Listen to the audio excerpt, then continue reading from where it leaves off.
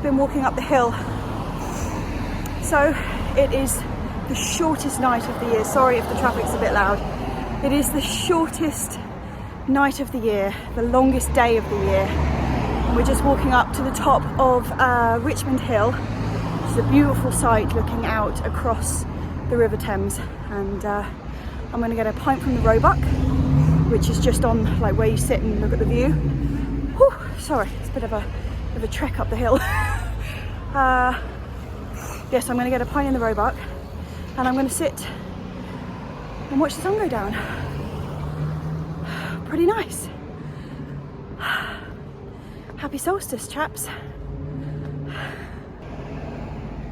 Oh blimey, there's a lot of cars up here. I do believe I'm not going to be alone on top of the hill. Actually, I'm just looking up there now. I can see it's already really busy. This is going to be a bit weird. I've got this, like, the tripod with me to film the sunset, so it's going to be a bit weird trying to find a space to set that up, but we will see what we can do. Pint's the first thing though. But wow, can you see that light coming through the trees? Whoo! Wow! I don't know if it's being picked up on the camera, but it's just like liquid gold running through the trees. Looks incredible. And there's not as many people up here as I thought, actually. I thought it was going to be packed out. Wow. Okay, so this is right at the top of Richmond Hill, and this is the Roebuck, which is a lovely little pub. So I'm going to nip in here, grab a pint, and I'll see you outside in a mo. Sorry. Oh, blimey, it's busy in here as well. Whew. Thank you very much. There's one Thatcher's there. Thank you. And another Thatcher's there.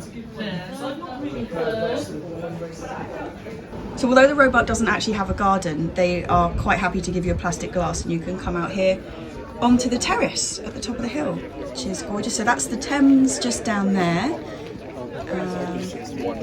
Where am I going to go? Okay, so that's the Thames. That's like the main view from up here, looking towards Ham and the sunset.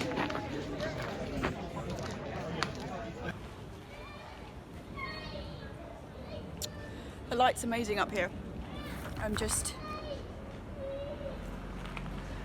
filming the, well, doing like, what's it called, a time lapse of the sun going down. Cheers, chaps.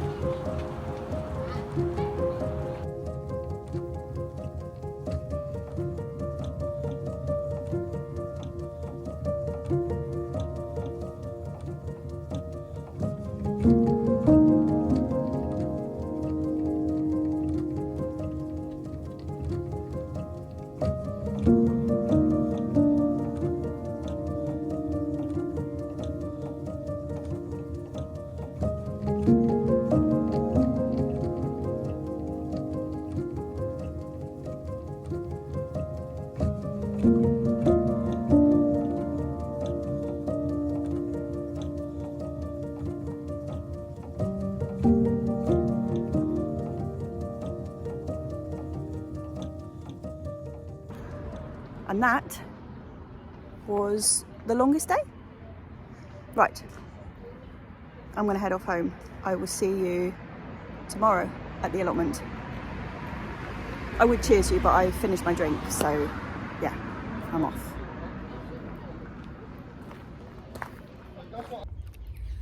Well, first day after the solstice, and it's been super warm. I was up here earlier this morning, did a whole load of watering, but the place is looking so dry, and so many of the poppies have gone over because obviously they're quite early season. There's some more coming up underneath, but that first wave has all gone, so I'm going to do a bit of clearing of that actually. But what I came up here this morning to do was get the hose on, particularly the peas, because they're really looking dry. And I decided, rather foolishly actually, I think, to make a list of what needed doing. And this isn't long-term stuff. This is stuff that needs doing like now, like this week.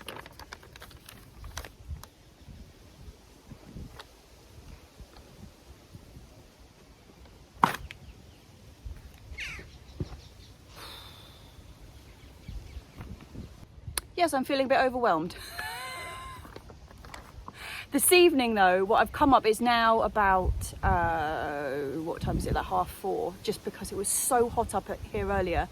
Like, I ended up just like walking away because it's just too hot and there was no shade in the middle of the day at all. So I was like, oh, okay, I'll just come back a bit later. It's now about 4 o'clock, so the shade's come right over. Hasn't it, Lil?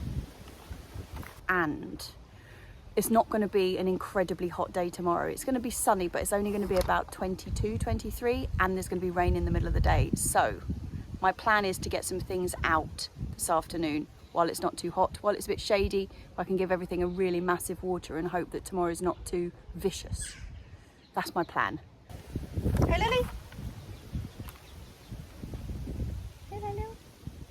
Hey, Lily. Hey. She's pretty good. She's pretty good.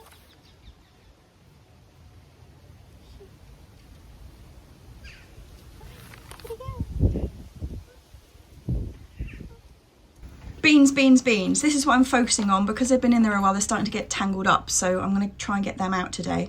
Look at this little chap. I do believe it's a ringlet. Correct me if I'm wrong, but I think it's a ringlet. Sweet. I'll rescue him in a minute. But yeah, I'm going to try and get those beans out today.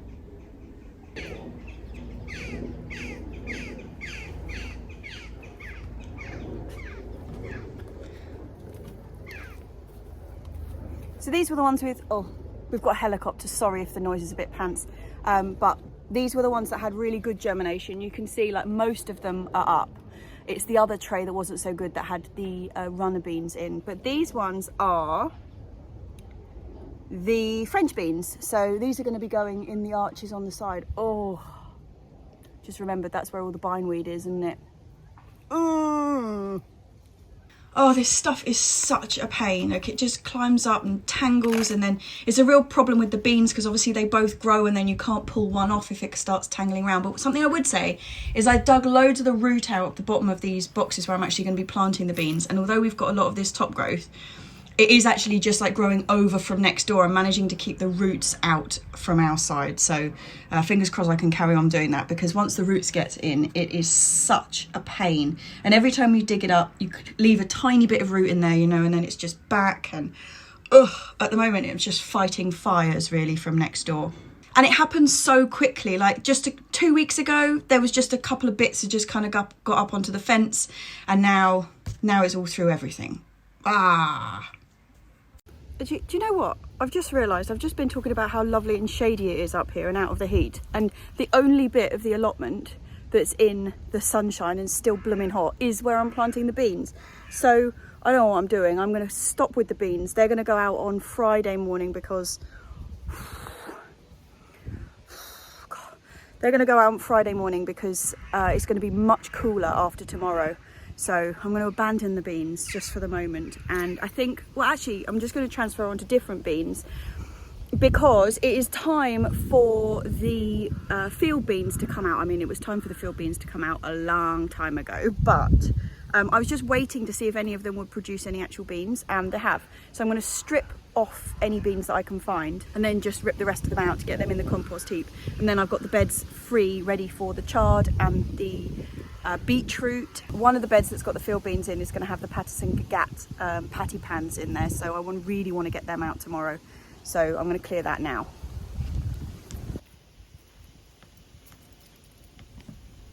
I've talked a lot about field beans over the last couple of years. I've had some great successes and some lack of success and some surprise success actually.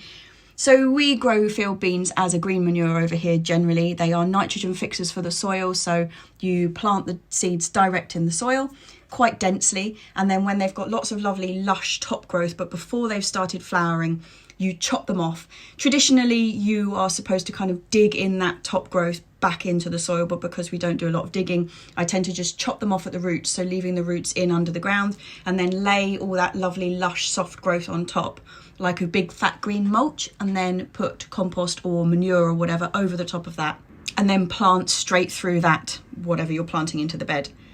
Last year we had quite a lot of success with the field beans, and we ended up leaving some in to try and get the actual beans off them because they're a small version of a broad bean.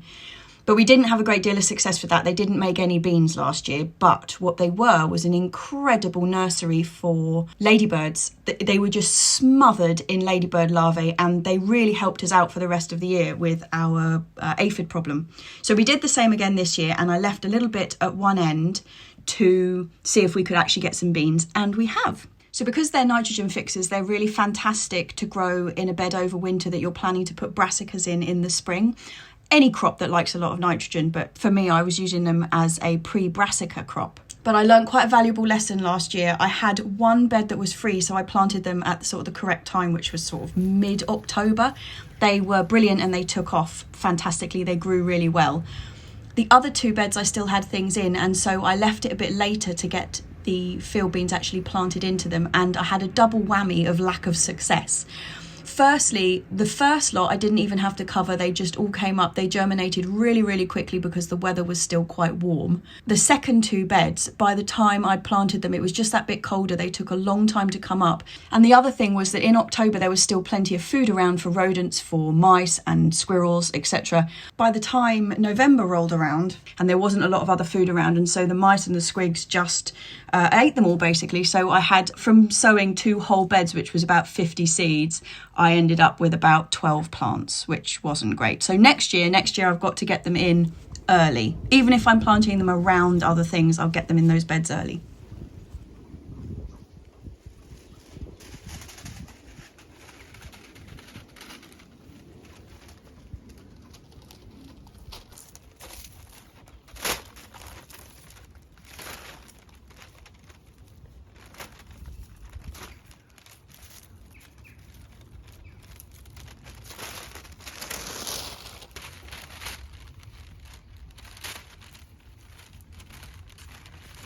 So not a huge crop off them. We're not going to be getting fat on it, but it's just enough for us to have a try and actually just see what they're like. But as you can see, they are just like very small broad beans. Fantastic. I'm glad we got that bed cleared. I'm going to get the Pattypans and Beans into there this afternoon, I think, actually. So there'll be the courgettes and then the pattypans next to them. This is the other bed that I took some more out of, and how pretty are these? These are some little annual salvias that I grew this year from seed. Just plonked them in, wasn't sure how they were going to work, but they are beautiful. So you've got little tiny flowers down the stems, and then these just gorgeous coloured leaves at the top. Aren't they stunning? The little tiny flowers, and then beautiful. And next to them, at the end of this bed, is the self-seeded leaf chicory from last year, which has been brilliant. Okay, on with the Pattypans and Beans. These are a pattypan, so like a summer squash courgette type flavoured thing, but flat like a flying saucer. And these are a really, really dark green one. And I'm really looking forward to them.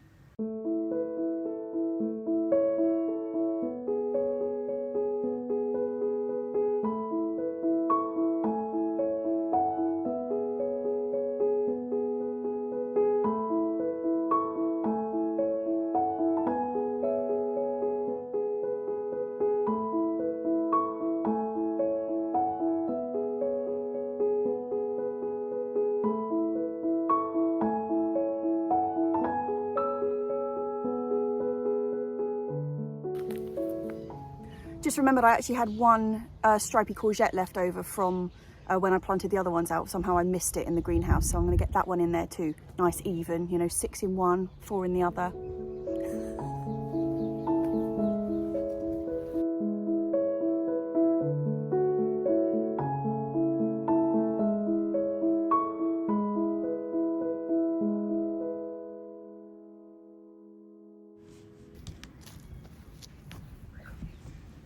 Hey wellies, wellies. Yeah, we've got all 3 girls outside. Flo has totally got over being broody. She just comes out on her own now. She's quite happy. Rube, on the other hand, is just in transition phase. So she's out. She's not raging angry, but she's also not incredibly happy. Okay, dramatic error. When I was up here earlier, I used the last of the tissue that we've got in the shed, and our incredibly sophisticated toilet system is wee in a bucket.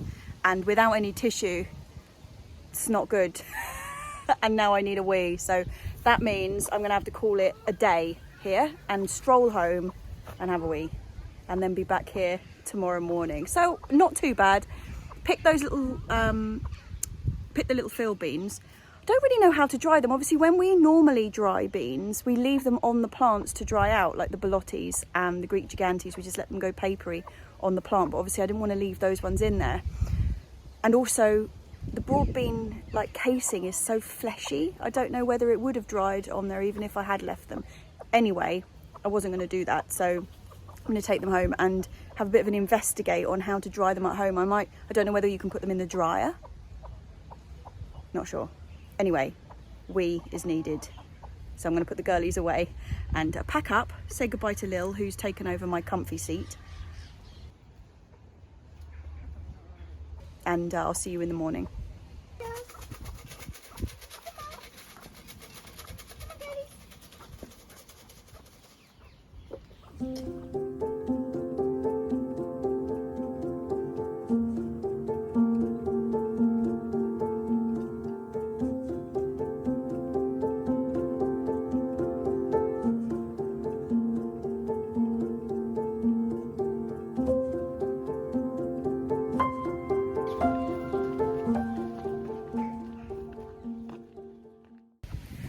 Good morning.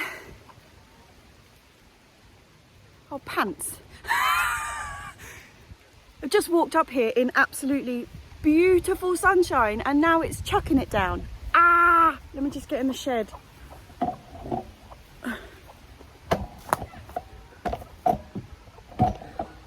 Oh, I know girls, it's just started raining. That was good timing, wasn't it? I know girls, it's a bit soggy, isn't it? It is a bit soggy. Oh poo, I've left all my stuff outside.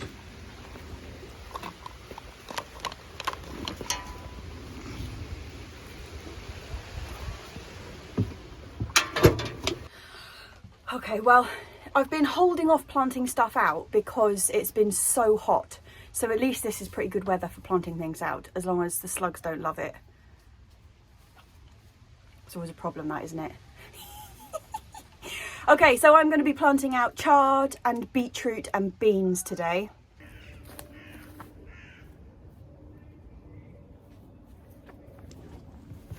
First to be kicked out of the greenhouse is going to be the beetroot. I've got two varieties, Chioggia and Detroit 6. One's red, one is white and red stripy. I'm going to be planting them out in little groups of 2s and 3s. And I'm going to be planting them quite deeply. Once I've got these in, I will do a third sowing. So I've got one set in the bed next to the greenhouse already.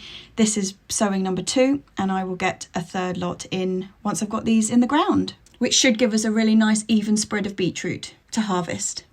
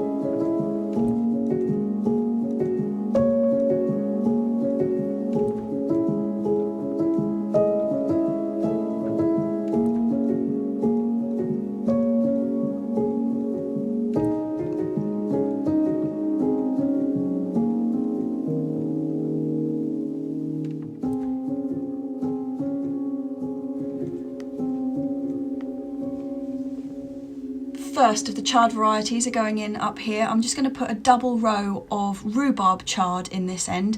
You know, I was looking for peppermint chard this year. I just never got round. I did see the seed online, but I don't know what it is. I like to buy the seed when you just walk into a shop and get overexcited. So I was looking for it, didn't find it. So I'm having a go at rhubarb chard, which is the red one rather than the pink one. But I'm going to get a double row of that in that end. Next year I'll bite the bullet and buy the peppermint one. And the bed that's just on the other side of the courgettes is going to have the Lucullus chard in it, which is the really, really soft, very, very like acid green coloured one. Gorgeous. Can't wait.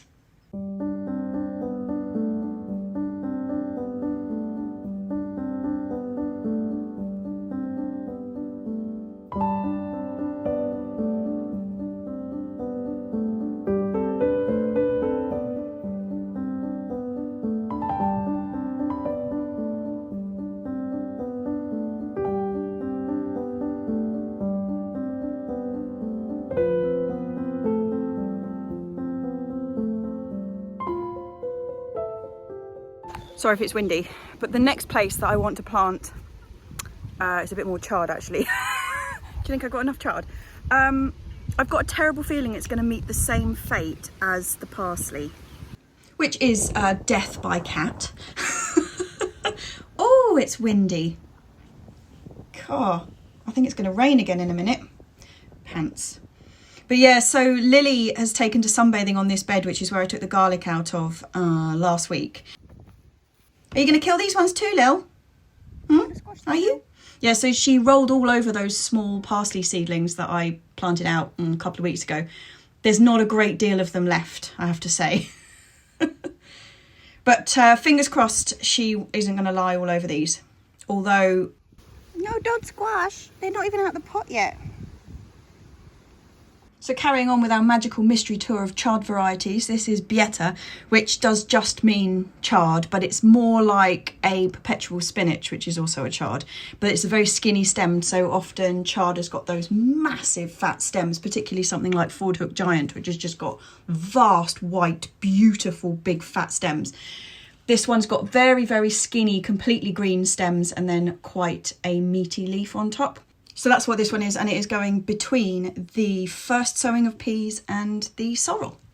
Yeah, so this is the last of the chard that's being kicked out today, and the next thing on the list is going to be the second lot of Cavolo Nero that are going out. In the bottom of each hole, I'm just putting a little scoop of lime because we have a problem with clubroot on our plot. I don't know how bad it is in this particular bed, but I'm just putting a bit in the bottom of each hole, just better to be safe than sorry. The lime isn't a cure for clubroot, but if it's not particularly bad in this bed, the lime can really help because clubroot thrives in like an acid environment. So if you can just put a bit of lime in there to raise the pH, it can just kind of deter it enough that it doesn't completely obliterate your veg.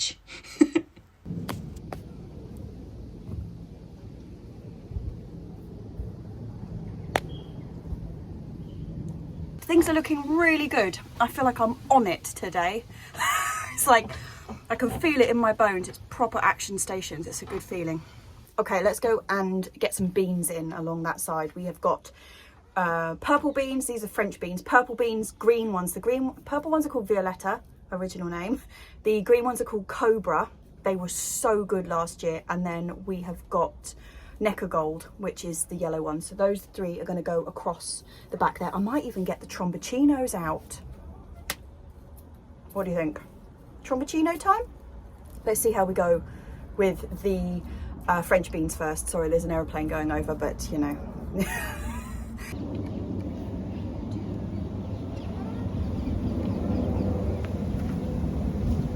As I said, the French beans are going up the 3 single arches on the edge of the plot as opposed to the main drag where the arches are stabilised by being in like a double pairing. The ones down the centre are going to have the beans that grow really vigorously, like the Borlottis and the runner beans and the Greek gigantes. I put them in the more stable arches because if we get wind in the middle of the summer when they're in full leaf, it can pull the arches over if they were these little single ones because they're only the little flimsy arches. So I've got them on the big arches. So hopefully these ones aren't going to pull out if we get a bit of a breeze in the summer. We did all right last year, so fingers crossed this time round as well. I'm putting the Cobra beans in the centre. God, they were delicious last year. And I'm going to have the purple beans and the yellow beans on either side of them. Something I do need to do before the beans really establish themselves is to restring these arches. So I normally put 2 strings down the centre because I have 4 plants on either side. 2 strings down the centre, which gives all of the individual plants something to climb up. But I'm not going to do it today because I have to get some better string, because the string that I bought the other day that I did the tomatoes with was useless. And I'll show you that in a minute when I finish this.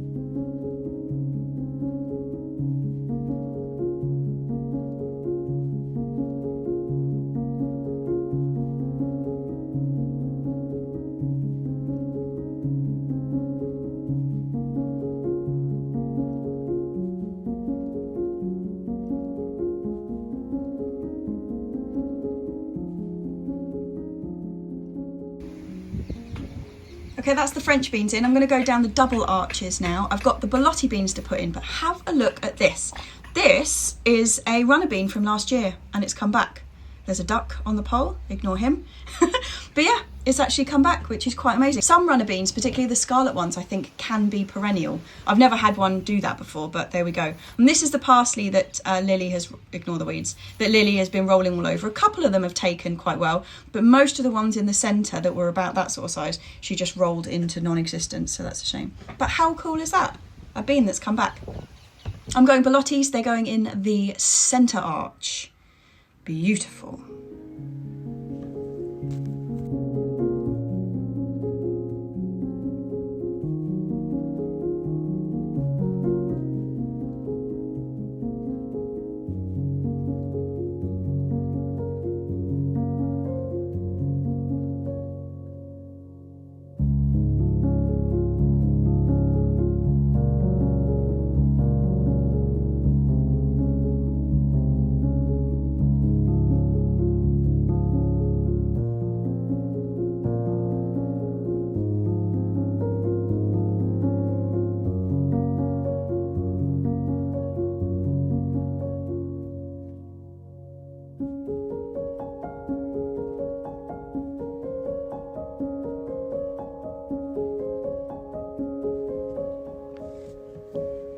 Brilliant, that is the purple, yellow and green French in, and now the Borlottis. Perfect, so this is the kind of string I normally like string between the 2 poles, and this one has been on there for what, 3 years now and remained absolutely fine. You remember when I put the tomatoes in, what was it, 2 weeks ago? Have a look at this. I was so cross, I can't tell you, right? I've had to replace or join up the string with the nasty green nylon stuff, because this, look at this, right? This is the same brand of string I used last year, and it lasted the entire year. Look at that, 2 weeks and it's rotted off at the base. It's exactly the same brand of string from last year and it's completely useless, which is a real pain because I was doing the pooling method where you puddle it underneath. You can't really get the string back under. On top of that, my temperature thingy's gone. We do, however, have a tomato. It's pretty exciting. But yeah, so I had to restring all of these tomatoes, which was really annoying. I didn't really know how to get the string underneath. So in the end, I bought some of these, which are like pegs for netting, and I tied the string to it, and then I really like shoved it right underneath the root ball like an anchor, and then tied the string to the top from there. And it does seem to have worked, thank goodness, because the tomatoes have stayed straight. So these things saved my life. But yeah, so annoyed about that. Same brand and everything. Chilies, on the other hand, are looking quite strong. I'm going to stick with that for the time being. The moonlight runner beans, I'm going to plant what did come up, and then I'm going to just direct sow straight in the ground and hope that we get better germination the second time. I might have to double sow, you know, 2 in a hole to hope that we get better germination on those. And the same with, what's the other ones? The Greek gigantes. Most of them have come up, but I am going to have to do a couple of extra sowings on those. But we've got spare, which is no problem. The other beans I've got in there are the jinxie beans, which are going to go up a teepee rather than an arch because I don't have any spare ones. So, but I'm not going to get the tromboncino in today. I need to clear some of those marigolds that are self-seeded in that bed. What I really want to do is transplant them out of there into the rest of the garden, like into the flowery bit. But the ground is really, really dry and I need to give it a massive soak before I even attempt to dig them out. And I'm not going to do that today because I'm running out of time. So I might do that tomorrow. Hey girlies, you having a nice time? So nice to have the 3 of them out. Even Rube actually isn't that raging angry. But what is nice is Flo, she's the grey one. Her feathers are all coming back. Hey darling, sweetheart. So the 2 of them, Flo and Rube, when they've been in the nest box together, really angry and grumpy, they've just been pecking at each other, you know, like pulling the feathers out on the back of their neck. But Flo, she's only been out, what, like maybe 5 days or so she's been out of being broody. Hey Mouse, you're right. And all of her feathers are coming back. I don't know if you can see on the back of her head, like they're all just starting to come out, which is really nice. And so hopefully Ruby will be back to having a full head of hair very soon as well, because you look a bit silly with bald heads, girlies. Lolly girls. Hey lollies. I know, it's windy, isn't it? Huh? So windy. I've just been picking peas actually. This poor lot, this was the first lot that went in. They got so dry, you can see they've basically burnt. I think I've lost some of the plants in there, but I've just done a bit of a picking off them and they are still producing, which is quite nice. This is about my 5th picking. You can see some of them, where they've gone brown, they just kind of like fell to the bottom and I didn't see them in there. So I've pulled everything off and I'll sort them when I get home because that's not going to be very tasty, that one. But on the other side, so that's the first sowing we did. This is the second sowing and there's some really beautiful big peas in here. This one is actually in the shade and so it hasn't dried out as much as the other one, even though I didn't water it either.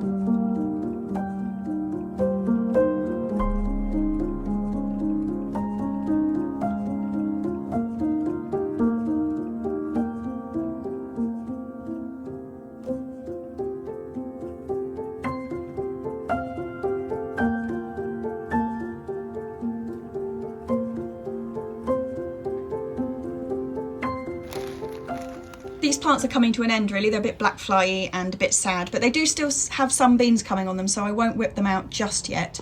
But yeah, just looking a bit sad, kind of on their way out really. The second lot are just coming into their own now. They are producing beans, but they're not ready to pick. So hopefully by the time I've picked the last lot on the other beans, the rest will be ready. Right, I think it's time to take this haul home.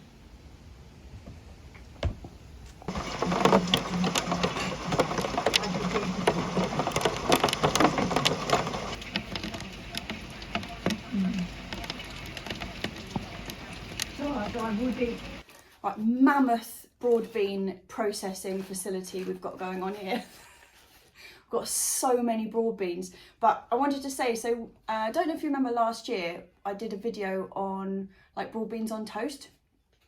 I'll link it underneath, or in fact I'll put it as the link video at the end of this video. But it's double podding the broad beans and it makes such a difference. So how we generally do that is first like just podding the beans. So kicking out the beans as they come out of their pods. And then blanching them. And then they're kind of cooked like this. And then you peel, so you see the like the leathery skin on the outside of that. You just pop the inside bean out of that leathery skin and it's like more like a pea than a broad bean. You know how broad beans can be really a bit, it like gets rid of all of that and then they're absolutely perfect.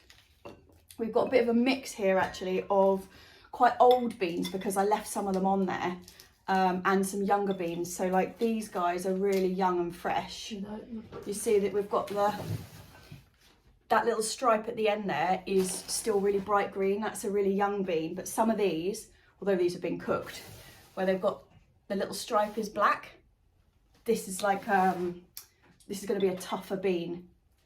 And then once we've double podded them, because we've got so many, we just freeze them. So, but we freeze them after we've double podded them. And then it's all good to go, isn't it? Any reaction? Yep, they are good to go. Now I'm so concentrating on which ones are which colour.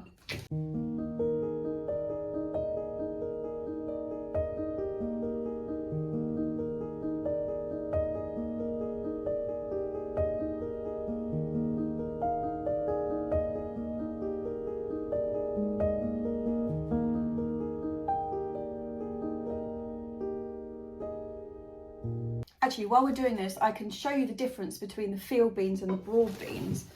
I've got, this is a bowl of the broad beans that we did. So if you look at like the size, like that is the little one.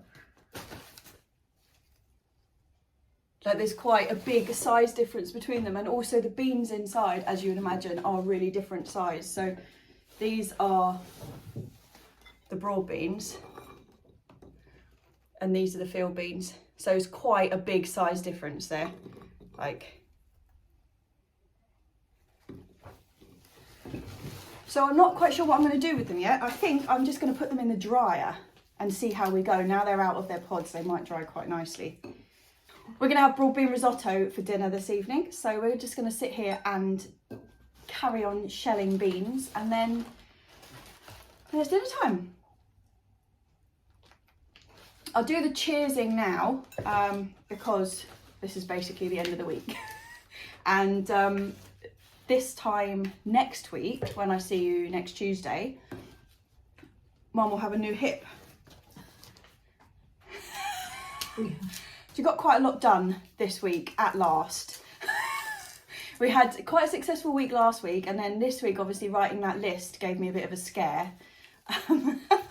But yeah, we did quite a lot of crossing off on that list this week, so that's really good. And I've got like 2 days running from now where I'm not doing anything apart from going up there. So hopefully I'll be able to tick off most of the things on that list without having a breakdown.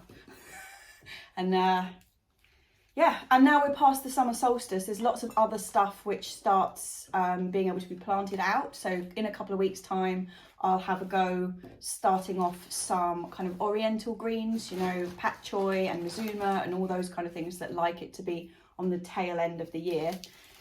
And then it's time to start thinking about what we're going to sow for winter. Whew. Yeah, I'm going to say, just get rid of that one. Right, so, do you want to get your cheers? Yeah, cheers. Cheers. And cheers. We'll see you next week.